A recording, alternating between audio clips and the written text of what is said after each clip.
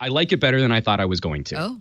So let's start off with the positive. Okay. This actually has been a nicer watch than when I saw the press briefing and they started saying like thermoplastic. That made me really nervous as to what we were going to get. I think the biggest problem with this as a product isn't really the product. It's that they called it the Huawei Watch 2 when the original Huawei Watch is such a nice looking piece of tech to put on your wrist. Yeah, it's just such a stylish What piece. do you wear that one with, Juan? So the Huawei Watch, I'll sort of like dress up casual or maybe even like, slacks and a nice shirt, not full on suit and tie kind of stuff. But this is not, the Huawei Watch 2 is completely not a sequel to the Huawei Watch. Yeah, fair enough. They're completely different animals. And I think that's one of the biggest problems, isn't necessarily the product itself. It's maybe it should have just been a watch sport or a watch rugged or whatever buzzword they want to use in there. It's chunky. It's got a nice feel in terms of the plasticky casing running around the side. But see, he said plasticky too. Mm-hmm. It is. It's no. So you were saying plasticky band, and it's funny because I'm showing this, and I don't know if you can really see on camera, but my webcam is really saturating colors right now. But I'm wearing a blue sport band because the watch strap that comes with the Huawei Watch 2 is one of the worst straps I've ever come across for any watch. So are you wearing a third-party watch right now? I'm sorry, or a different. Yes, I'm going to plug Barton Band. Oh, okay. Yeah, not going to, as stylishly as you were holding the mug, I can't, because it's just a it's like a $15 sport silicone watch strap. But these had to go, because these are terrible. So for such an expensive piece of kit, one of the things that comes in contact with your skin, and if anyone out there has issues with like contact dermatitis, you're going to want to get rid of these. Remember the Fitbits when they used to make people break out in rashes? That's right. Mm-hmm.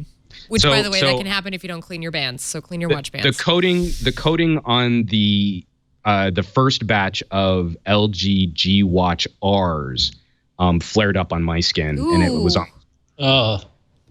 It's okay. You can call it by its technical name of Guacher. It's fine. Guacher. It sounds like a Godzilla competitor. It's just it's the bass player for Core, right? That's exactly. Exactly. So overall, for the price, it's hard to compare the Huawei Watch right next to the Tag Heuer, but so I mean we're talking in that $300 to $350 ballpark. It's a tough play at that. We've got water resistance, we've got LTE, we've got NFC, we've got Wi-Fi.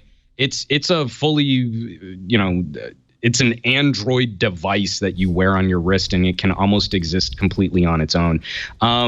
I am very cautious to say whether or not something's worth it for the price. I absolutely believe there is an audience for this. It's rugged, it's sporty, but it's also simple. If you don't like that kind of G-Shock style for a sort of a fitness focused wearable or something a little bit more durable, then this might satisfy your particular style if you want something a little simpler. So I can't pinpoint exactly who this is for. I'm a bigger fan of the original Huawei Watch, but I know there are people out there that are going to dig this. It's just whether or not they can actually find it and whether or not they can try it out and see if they like it.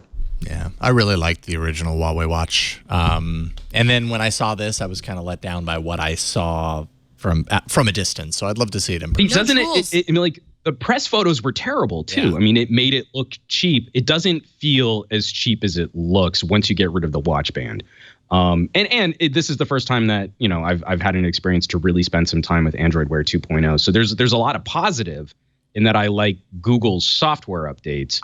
That's not necessarily reflective of this actual watch hardware, though. It's just I really feel this was a branding misstep more than anything else.